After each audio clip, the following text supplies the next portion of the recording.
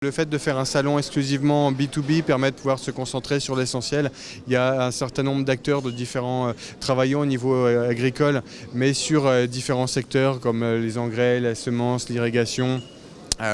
Tout ce qui est service IT et tout ça, ça permet de pouvoir faire des rencontres et peut-être créer des nouvelles synergies pour des innovations et travailler sur le développement de l'agriculture, notamment ici en Côte d'Ivoire.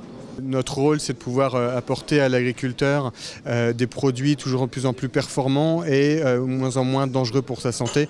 Alors il y a aussi plusieurs choses, donc il y a le côté technique au niveau des produits, mais il y a aussi le côté formation qui est extrêmement important et sur lequel nous apportons nous attachons une très grande importance.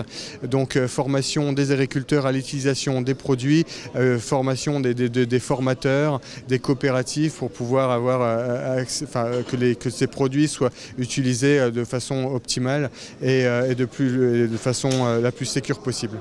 Comme on le sait actuellement, les changements climatiques ont perturbé le calendrier normal des pluies, ce qui fait à ce que les moments pourtant pendant lesquels les agriculteurs avaient l'habitude de planter, donc ils attendaient justement la pluie, donc ça a basculé et du coup on a besoin d'une technique qui nous permet d'être plus ou moins indépendant au changement des pluies et des averses. Ça c'est d'une part. D'autre part, ça permet aussi d'apporter des besoins mais juste nécessaires.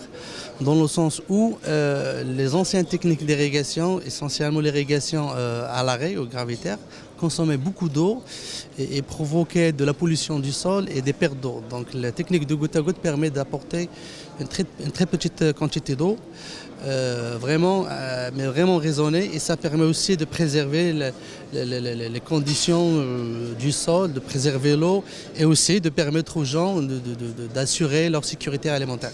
Le monde agricole a des problèmes pour être financé.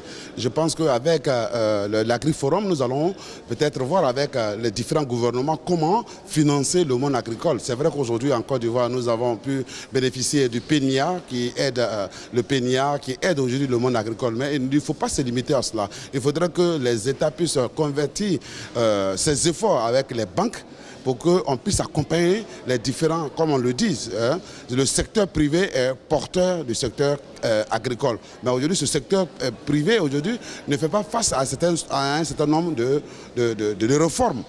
Nous ne sommes pas financés, le secteur agricole ne donne pas toute l'assurance.